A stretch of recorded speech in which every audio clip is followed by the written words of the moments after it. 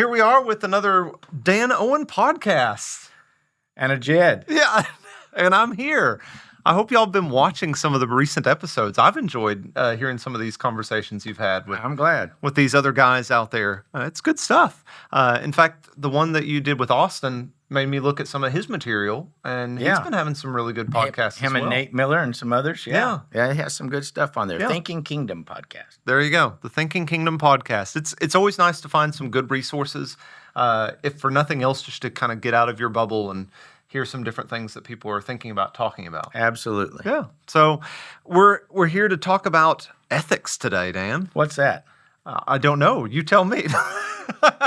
The way we interact with the world around us, what we consider to be right and wrong. There you go. Would that be a fair starting point? Yeah. And so God is the standard of right and wrong, supposedly, us Bible-believing people, right? Yeah, I would think that's where we hopefully will start. But I'll tell them kind of what kicked it off when we started thinking, what do we want to talk about next? I had just seen a clip. You know, you're scrolling through Instagram and you find a reel, and they were talking specifically about American slavery. You know, so this is to keep everything in context, American slavery. And the person who was doing the interviewing was talking to this other celebrity, and they said, you know, oh, American slavery was bad. And the guy who was being interviewed went, well, we think it was bad. And the podcaster said, no, American slavery was bad. And he went, well, it wasn't to them back then. And so it started this discussion of what makes something good or bad, like what makes it ethical or unethical, and is it connected to the time period it was in? And so that's what, when you said, well, what do you want to talk about? I kind of brought that up, and you said, well, that would make a good conversation for kind of the universality of ethics or not. Well, on your point there, I like where you were coming from with the answers on that, whatever that thing was that you were listening to. You know, you think about ancient times, and in the Roman Empire particularly, about half of the Roman Empire was slave and half was free. Mm-hmm. And it had a different cultural feel, I think, than it did in the time of the pre-Civil War United States. Oh, yeah. There was still a great deal of cruelty and oppression. Sure. And all of those things. And I think in those things, cruelty and oppression and deprivation and unkindness, we find the root of the ethics that were all messed up in slavery. But, you know, I think when I think of that and a lot of other things, I think of Jesus saying, you know, which are the two biggest commandments? The first one is love the Lord your God with all your heart, soul, mind, strength. And the second one is love your neighbor as yourself. So if you're going to do that, which was a root commandment of even Old Testament scripture. Yeah. Jesus said, if you do those, the whole law is fulfilled. Yeah. So I think I'll just say some people tend to go, well, that was the words of Jesus. And it's like, no, Jesus was drawing from the law, like from the Old Testament writings and saying, this is what it all was bound up in. Exactly. And so loving your neighbor as yourself is basically, as I understand it, Jesus' golden rule. Whatever you would that men should do to you, do ye also to them. And that would naturally, eventually erase slavery, I would think. I would think so. There's one wrinkle to that I think people might not consider. There was in the first century and in other centuries the idea of indentured servitude. Yeah. Indentured servitude happened when a person had debts to pay off. Right. And could not pay those debts. And those debts had to find payment in some way. Yeah. And so the payment of the debt was a period of indentured servitude. Now, that's different. That's very different. That's different than what we see as American slavery, pre-Civil War slavery. You may have heard the term chattel slavery. It's very different situations. Right. Although it existed before Civil War America. Exactly. But, and so throughout history, but you see that every ethical question is rooted in something, and not all things are equal unless you get into the situation. But oppression and unkindness and torture and deprivation and all those things are always evil, always have been evil. Yeah. And those are evil in the eyes of God based on creation, based on, God's plan for his people, his desire for his people. I do find it interesting. Like there's a whole book. It's a short letter, but it's a book in the Bible, Philemon, Yeah. and it deals with a slave and his master and the situation they were in as, a runaway slave and all this different sort of thing. But even within that, we find that there's something about when you're brought to Christ and in that relationship that should fundamentally change even the slave-master relationship in an earthly he's setting. returning Onesimus to Philemon, but he's also saying, receive him not as your slave, but as your brother. Exactly. And so, without getting into all that, there was still the great royal law of James, love your neighbor as yourself, the second greatest commandment of the Old Testament, and Jesus' golden rule that would lead people away from that sort of thing. I was thinking of, as you said, sometimes back in a certain, like maybe the antebellum South, some people didn't consider that bad. Yeah, like the whole society was doing it, so it must have been okay. Yeah, it must have been okay. But Isaiah said, or God said in Isaiah, woe to those who call evil good and good evil, and who put darkness for light and light for darkness, put bitter for sweet and sweet for bitter. So there are a lot of things that culture tends to brand as okay because they're long-standing practices. Yeah. Which are not okay because God says differently. Yeah. And there's lots of major and minor examples of that through history. And I mean, even within our society, things are changing all the time. Yeah. And it's like, this thing that was once completely outlawed for right or wrong, good or bad reasons or whatever, is now not outlawed, or vice versa. It wasn't outlawed and now it is. So what's the standard for knowing if it was good or bad? So another thing I'd bring up, and it's a different area of ethics, but let's take marriage ethics. Okay. So you begin in Genesis with Genesis 2:24. Therefore shall a man leave his father and mother and cling to his wife, and they two shall be one flesh. Yep. Jesus quoted that in Matthew 19, and then he addressed the ethical quagmire that the Pharisees and Judaism was in at that time with marriage, and he said, Moses permitted it because of the hardness of your hearts, but from the beginning it was not so. Yeah.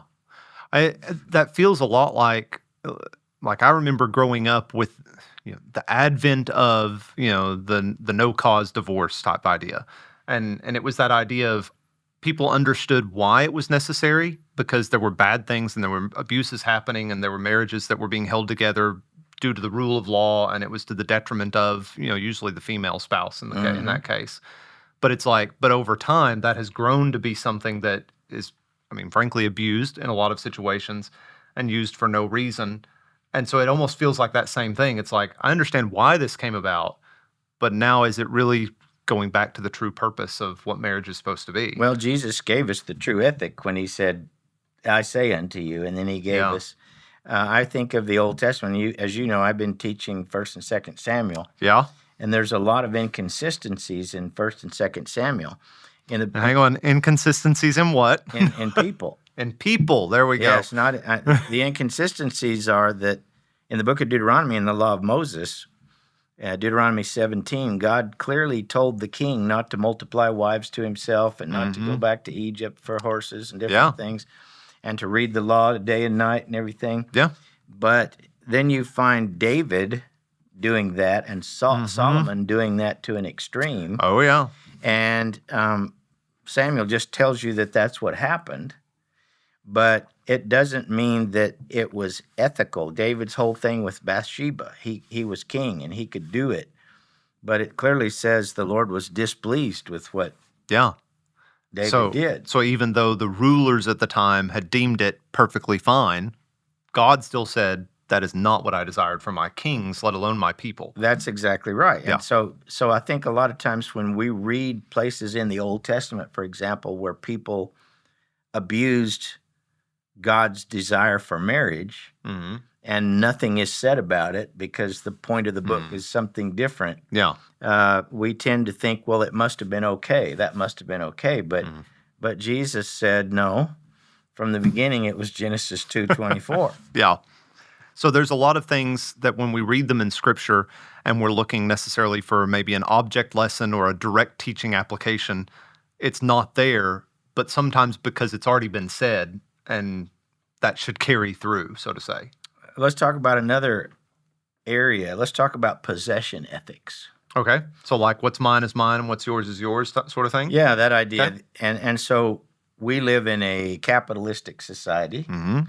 and capitalism is based on independent work and independent acquiring of possessions and Make what you can, where you yeah, can. you make your own Oh, wealth yeah. and so forth. And Yeah.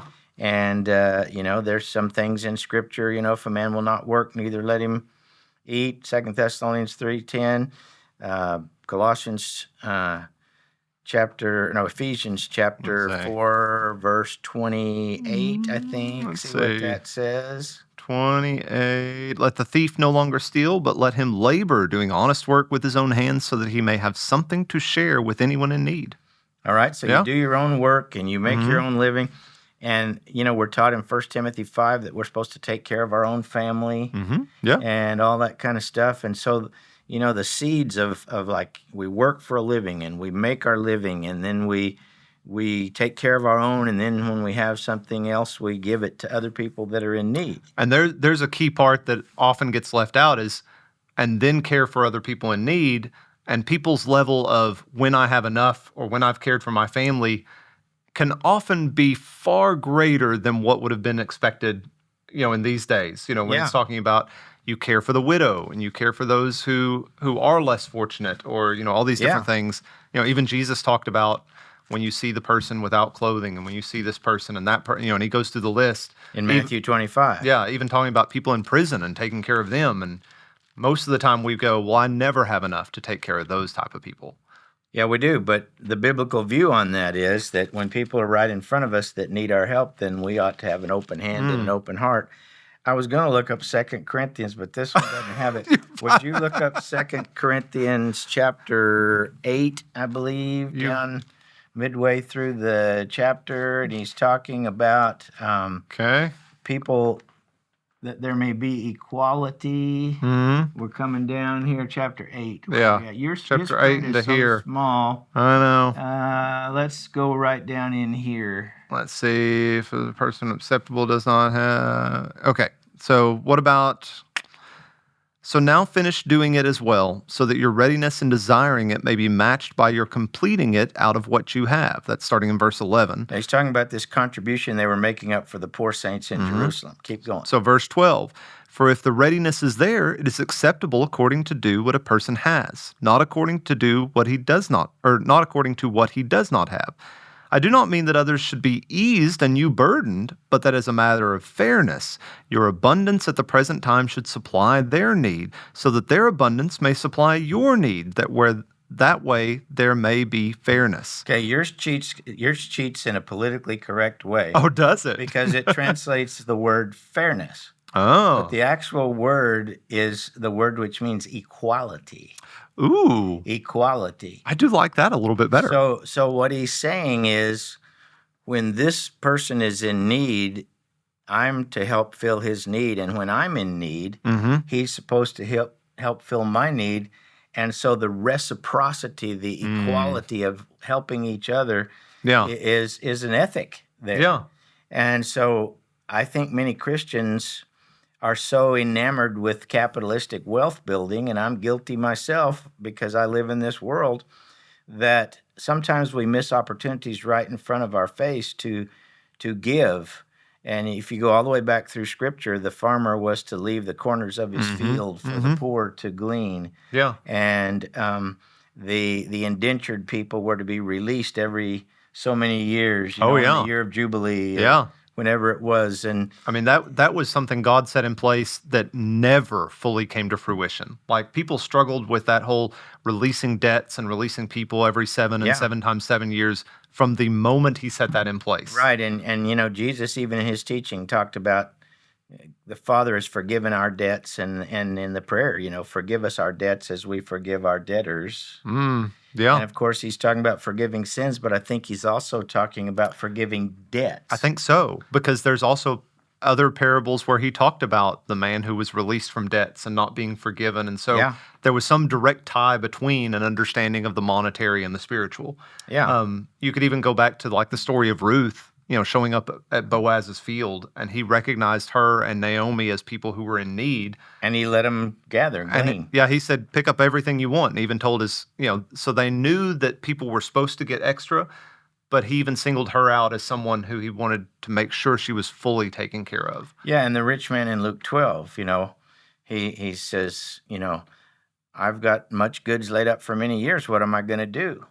Yeah. And he could have given stuff. He couldn't even fill it. He had too much. He couldn't even put it in his barn. So he could have helped the poor, but he says, nope, I'll tear down my barns and build bigger barns and store it all up for myself. I think that night he died and he couldn't even take advantage of what he had. Isn't that the way it finishes? Yeah, and look up Luke 12 about verse 16 or somewhere in that neighborhood. Luke 12, almost 16. Looked at the numbers. Hey, you're closer than I am. Verse 16 or so, what does it say? All right, he says, and he told them a parable, saying, the land of a rich man produced plentifully. And he thought to himself, what shall I do? For I have nowhere to store my crops. He said, I will do this. I will tear down my barns, build bigger ones, and there I will store my grain and goods. And I will say to my soul, soul, you have ample goods laid up for many years. Relax, eat, drink, and be merry. But God said, fool, this night your soul is required of you, and the things you have prepared, whose will they be? So is the one who lays up treasure for himself and is not rich towards God. See that last verse there is a killer, isn't it? Oof. And, people would go, oh, well, it means he's talking about being rich towards God. I just need to be giving to the church type idea. And it's like, well, you do. You do, but. And see, here we are, to bring it back to where we're really talking in this video. We're talking about the cultural pressure to see things one way, whereas the divine ethic, the scriptural ethic is there all through the Bible. It's a little different than that. Yeah. It does support individual labor and individual taking care of one's family, but it also supports always having our hand open to those around us that are in need. And not finding a way to weasel out of it, essentially. Yeah. Because even with good intentions, when he looks at the Pharisees and he says, you tithe your mint, your cumin, you cut you cut it all into pieces, but you're not taking care of your mom and dad, and it's like, well, you said, well, I'm giving it to God. And he goes, but you missed the point, know? Yeah. So even in doing seemingly good things, sometimes we miss these core ethical teachings of God. Now let's shift it a minute to, I thought about another thing. We talked about possession ethics. Let's talk about business ethics. Oh, now we're going to start meddling with people, Dan. No, I mean, people can get over the whole slavery and marriage and all that, but we start messing with their business. Yeah. So, there's the book of James. Yeah. Is about the conflict, yeah. which arose between the owners and the workers. And both sides were guilty. And he talks about showing favoritism to the rich in chapter 2, even in the church. Yeah. Yeah. Sit up front, sit in the back, that whole idea. Yeah. And then he comes in wearing fine clothes and a gold ring, and you tell him to sit up here, and the poor man, no. Yeah. He says that this makes us judges with evil thoughts. See? And then he gets into in chapter 4 about verse 14, where it starts there, 13 or 14th. Go to you who say, I will go to a city and live for a year and get gain. What verse is that? Starting kind of in verse 13. Okay, start with verse 13 and read there. So come now, you who say, today or tomorrow we will go into such and such a town and spend a year there and trade and make profit. Yet you do not know what tomorrow may bring. What is your life? For you are a mist that appears for a little time and then vanishes. Instead, you ought to say, if the Lord wills, we will live and do this or that. As it is, you boast in your arrogance, and all such boasting is evil.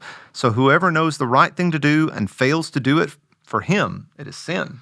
Now, that paragraph has often been taken completely out of its context and made to mean what it doesn't mean. Okay. That paragraph is in the context of an ongoing fight between the owners and the laborers, the rich and the poor. And he's talking about the owners who go into a city and have a business venture that they're planning, and the planning is all formed around profit. Yeah. This is what's going to make us money. Mm-hmm.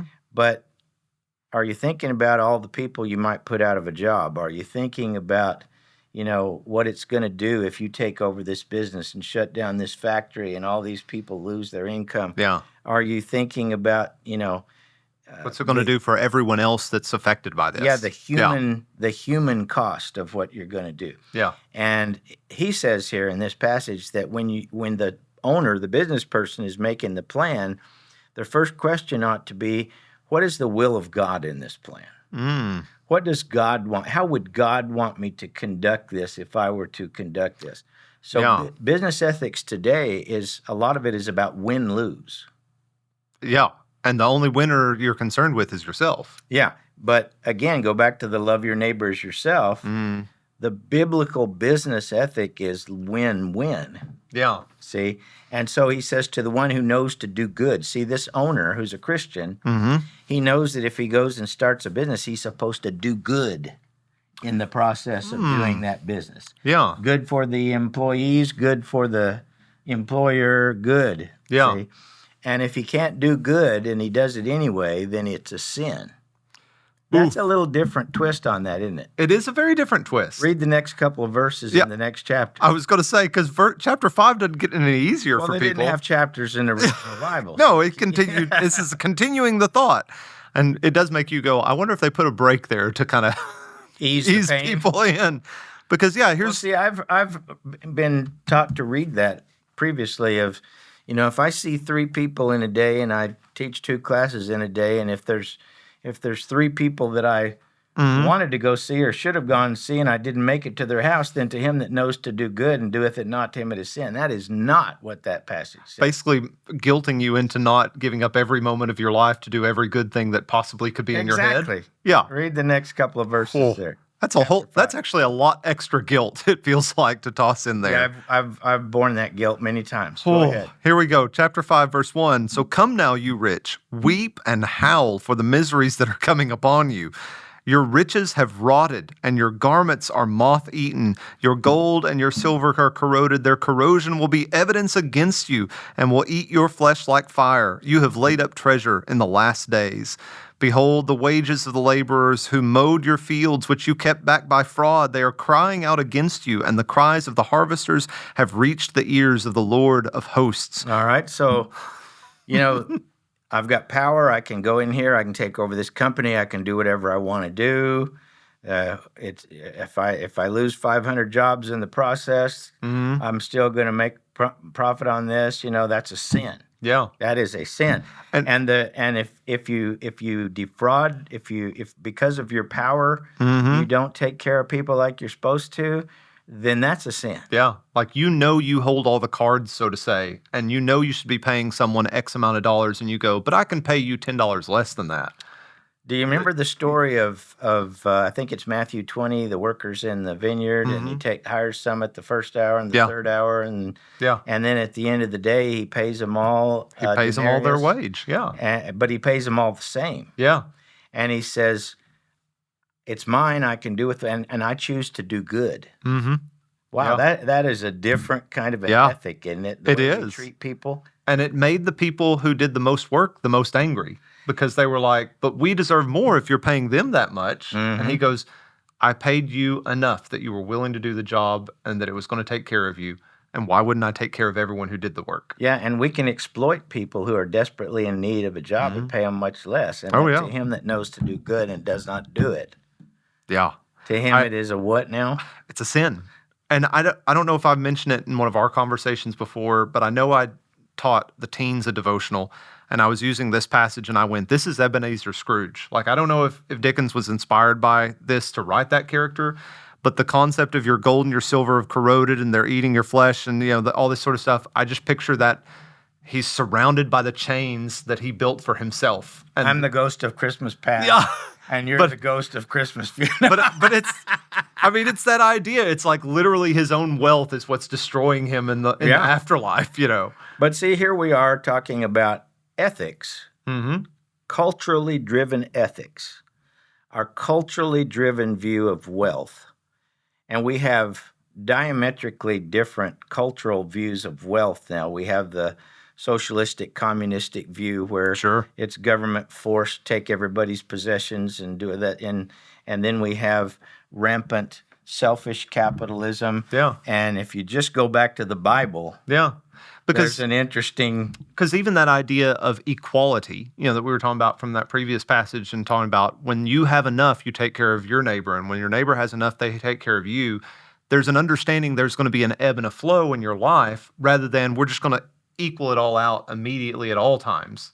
you never find in the Bible a mandate to take everybody's possessions No. and dole them out. It's always about work and taking care of your family. And But the expectation is that if something were to go wrong, there's people that are going to help you out in those times. Sure. And unfortunately, again, going to that very selfish mindset that we have entered into, and it's been present through all times, but we feel it today. There is no expectation that someone will be there to take care of you, at least not outside of the church. And Well, even sometimes inside the church, we don't do our best It's at not it. a matter of me expecting them to take care of me. It's a matter of me being willing to be there for somebody else. Yeah. Love is not, I'm going to do this because you did it for me. It's I'm going to do this, Right. whatever. Interesting enough, that came up in our discussion about agape love in a Bible class I was teaching this past week, and it was the agape love has no reciprocity.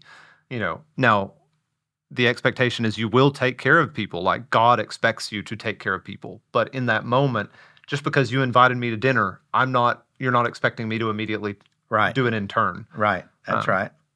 And so we've talked about a lot. Marriage ethics. We've talked about the ebb and flow of ethics regarding slavery and oppression. We talked about business ethics. We could talk about, the societal ebb and flow in sexual ethics. But the bottom line is there is an underlying consistent Bible ethic about good and evil. Yeah. And those things don't change. Yeah.